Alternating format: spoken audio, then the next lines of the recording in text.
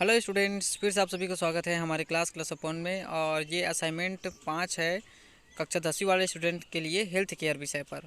तो video last तक देखिएगा, इसमें आपके सभी क्वेश्चंस के आंसर आपको मिलेंगे, साथ ही साथ मैं इसको समझाने की भी कोशिश करूँगा। तो हमारा पहला क्वेश्चन है एटोनॉमी और फिजियोलॉजी की परिभाषा लिखिए। तो एटोनॉमी शरीर की संरचना और एक दूसरे के विभिन्न भागों के साथ संबंधित है, जो कि विज्ञान एटोनॉमी के रूप में जाना जाता है। इसका जो विज्ञान है वो एटोनॉमी के रूप में जाना जाता है। शरीर के कार्य को समझने के लिए संरचनाओं का ज्ञान महत्वपूर्ण है। शरीर रचना विज्ञान के दो विभागों में विभाजित किया गया है। शरीर रचना सूक्ष्म शरीर विज्ञान और अति सूक्ष्म शरीर विज्ञान में विभाजित है। संपूर्ण शरीर रचना को नग्न आंखों से देखा जा सकता है, वह संरचनाओं का अध्ययन है।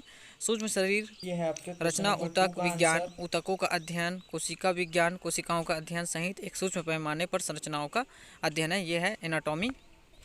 इसके बाद देखिए फिजियोलॉजी। तो विभिन्न अंग और प्रणालियों का एक इकाई के रूप में कार्य करने के लिए एक साथ कैसे काम करते हैं, शरीर के सामान्य कार्यों को बताते हैं, जिसे विज्ञान फिजियोलॉजी कहा जाता है। मानव शरीर विज्ञान सामान्य मानव या मानव ऊतकों या अंग की यांत्रिक, भौतिक और जैविक रासायनिक कार्यों का विज्ञान है।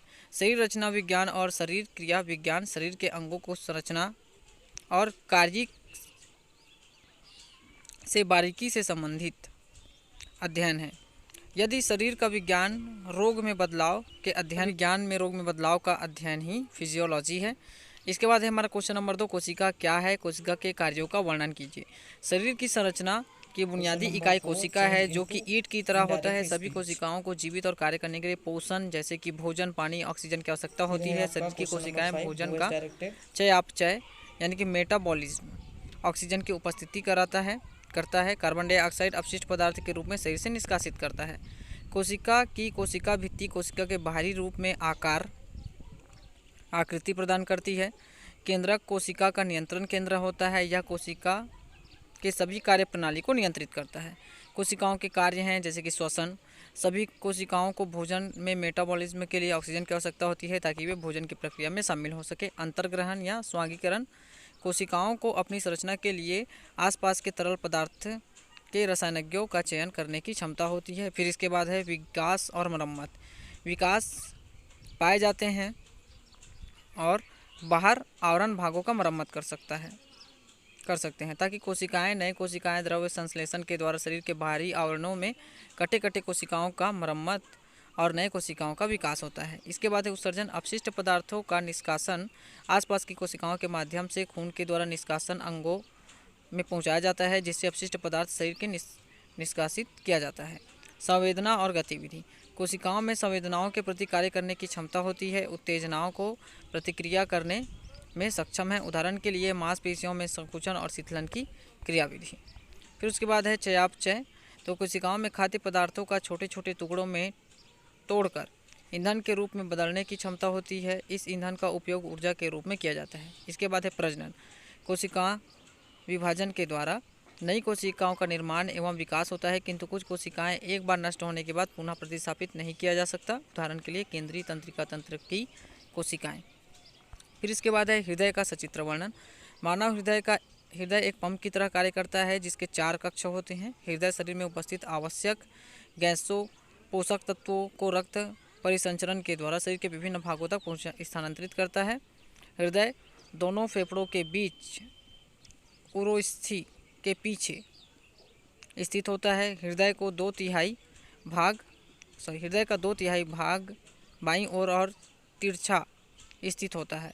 सामान्य वयस्क का हृदय का जो वजन है वो 250 से 350 ग्राम तक होता है।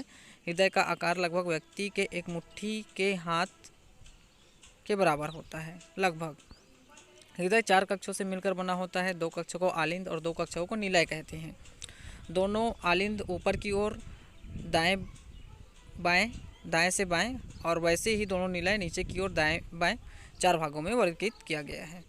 इस तरीके से देखिए ये चित्र बनाया हुआ है ना। ऊपर की ओर को बायां आलिंद, दायां आलिंद, नीचे की ओर को बायां निलय, दायां निलय से बताया गया है। और इसे आप ध्यान से नोट कर लीजिएगा, चित्र को बना लीजिएगा अच्छे से। फिर इसके बाद है पोषण क्या है, पोषण हमारे शरीर के लिए क्यों महत्वपूर्ण है। तो स्वास्थ्य और विकास के लिए आवश्यक भोजन प्राप्त करने की प्रक्रिया पोषण है। शरीर के अनुसार आहार भोजन का सेवन पोषण क्यों महत्वपूर्ण है। देखिए, लोगों के खान पान की आदतों में कम समय में काफ़ी बदलाव आ गया है, जिससे हमारे स्वास्थ्य पर भी बहुत प्रभाव पड़ा है। क्या हम क्या खाएं जिससे शरीर को आगे सही ढंग से विकसित और स्वस्थ और मजबूत रहने की मदद मिले। खाद्य पदार्थों में महत्वपूर्ण भूमिका निभाती है जो गर्भावस्था के लिए ज़रूरी है, जो कि स्वस्थ शिशुओं के सर्वश्रेष्ठ मानसिक, शारीरिक, सामाजिक, भावात्मक क्षमता विकसित करता है। खाद्य पदार्थ उपचार एवं रोकथाम की दृष्टि से महत्वपूर्ण भूमिका निभाता है। रोगों जैसे कि मधुमेह, हृदय रोग, अति सक्रियता, रक्तचाप, मोटापा हमारे खान पान का तरीका, हमारी संस्कृति, राजनीतिक वातावरण एवं आर्थिक परिवेश पर निर्भर करता है। अच्छा आहार समुदाय में स्वास्थ्य को बढ़ावा देता है, जबकि संतुलित आहार प्रत्येक व्यक्ति के अच्छे स्वास्थ्य की ओर अग्रसर करता है। साथ ही साथ पोषण केंद्रित होता है, जो कि बीमारियों की अवस्था, स्थितियों और समस्याएं आदि को रोका और बचाया जा सकता है। इसके अलावा कुछ बीमारियों, स्थितियों और समस्याओं जैसे खराब आहार, कुपोषण का कारण तथा खाद्य एलर्जी, चयापचय रोगों के कारकों के द्वारा इनकी पहचान की जा सकती है। इन रोगों से बचने के लिए पोषण हमारे शरीर के लिए अति आवश्यक और महत्वपूर्ण है। फिर इसके बाद देखिए, निम्नलिखित पोषण तत्व प्रदान करने वाले भोजन के 3 उदाहरण दीजिए। जैसे कि विटामिन, यह एक कार्बनिक यौगिक है, कार्बन हाइड्रोजन से मिलकर बना होता है, कार्बन हाइड्रोजन और ऑक्सीजन से, जिसकी हमें कम मात्रा में आवश्यकता पड़ती है। विटामिन का संश्लेषण शरीर के रक्त ही नहीं होता, इसी कारण यह शरीर के लिए पर्याप्त नहीं होता है, इसलिए हम इसे अपने भोजन के द्वारा प्राप्त करते हैं। विटामिन का जैविक रूप से वर्गीकरण किया जाता है। पानी में घुलनशील विटामिन तथा वसा में घुलनशील विटामिन के रूप में वर्गीकृत किया जाता है। इंसानों में कुल 13 विटामिन होते हैं, जिसमें 4 वसा में घुलनशील ADE एवं पानी में घुलनशील होता है यहाँ पे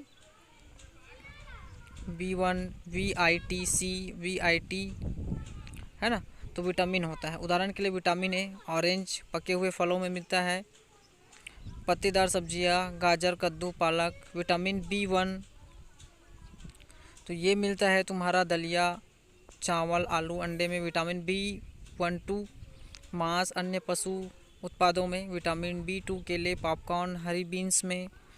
विटामिन B3 मांस, मछली, अंडे और सब्जियों में, मशरूम में। विटामिन B5 मांस में। विटामिन B6 मांस, सब्जियों, पेड़, पालक, केले में। विटामिन C कई फलों और सब्जियां में। विटामिन C मछली, अंडे, मशरूम में। विटामिन E मूंगफली और बीज में। विटामिन K पालक, अंडे और अंडे में। फिर है कार्बोहाइड्रेट। कार्बोहाइड्रेट कार्बन, हाइड्रोजन और ऑक्सीजन के अणुओं से मिलकर बना होता है। कार्बोहाइड्रेट में मोनोसैकेराइड, ग्लूकोज, फ्रक्टोज और गैलेक्टोज होता है, जबकि डाइसैकेराइड और पॉलीसैकेराइड स्टार्च पोषण की दृष्टि से मनुष्य के लिए अति उपयोगी है, क्योंकि पॉलीसैकेराइड अणु अत्यधिक जटिल शर्करा के बने होते हैं, जिसके टूटने के कारण अत्यधिक समय और अवशोषित हो जाते हैं। इसका 1 ग्राम अणु लगभग 4 ग्राम किलो कैलोरी ऊर्जा उत्पन्न करता है, इसलिए ये बहुत ही मददगार होता है मानव शरीर के लिए। चीनी, गुड़, गन्ना, गेहूँ, शहद, चावल, आलू, मक्का, आम, शक्कर, कंद इत्यादि ये सब इनके उदाहरण हैं। इसको खाने से हमको इसकी प्राप्ति होती है कार्बोहाइड्रेट की। तो प्रोटीन अणु नाइट्रोजन, कार्बन, हाइड्रोजन, ऑक्सीजन से मिलकर बना होता है। सरल प्रोटीन को इसे सरल प्रोटीन कहा जाता है तथा प्रोटीनों के जटिल अणुओं को पॉलीमर्स कहा जाता है ना। सरल प्रोटीन को मोनोमर और जटिल वाले अणु को पॉलीमर्स कहा जाता है। बहुत सारा लंबी संरचनाएं होती है कार्बन, हाइड्रोजन, नाइट्रोजन की। इनका उपयोग ऊतकों के निर्माण तथा मरम्मत कार्य के लिए किया जाता है। प्रोटीन का उपयोग ईंधन के रूप में भी किया जाता है। तत्पश्चात नाइट्रोजन के शरीर से निष्कासन कर दिया जाता है। 1 ग्राम अणु लगभग 4 ग्राम किलो कैलोरी ऊर्जा उत्पन्न करते हैं। उदाहरण रहेगा राजमा, दाल, सोयाबीन, बादाम, मटर, चना, अंडा, दूध, मूंगफली, उड़द इत्यादि।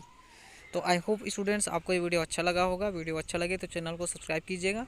अगर अभी तक आपने हमारे असाइनमेंट 5 के वीडियो नहीं देखे हैं तो लिंक डिस्क्रिप्शन पे है, एंड स्क्रीन पे भी आपको शो होगा। असाइनमेंट 5 के पूरे वीडियोस अपलोड हो गए हैं, आप उन्हें भी जाके देखिए, अपने दोस्तों तक शेयर करके हमें ऐसे ही सपोर्ट करते रहिएगा। और वीडियो अगर आपके लिए हेल्पफुल हो तो हमें कमेंट करके ज़रूर बताइएगा। तो इसी के साथ मिलता हूँ मैं नेक्स्ट टॉपिक में नेक्स्ट वीडियो के साथ। तब तक के लिए धन्यवाद। हेलो स्टूडेंट्स, फिर से आप सभी का स्वागत है हमारे क्लास अपॉन में। और ये है असाइनमेंट 5 कक्षा 12 वाले स्टूडेंट्स के लिए। सब्जेक्ट है अंग्रेजी। तो यहाँ पे मैं इसको एक्सप्लेन नहीं करूँगा।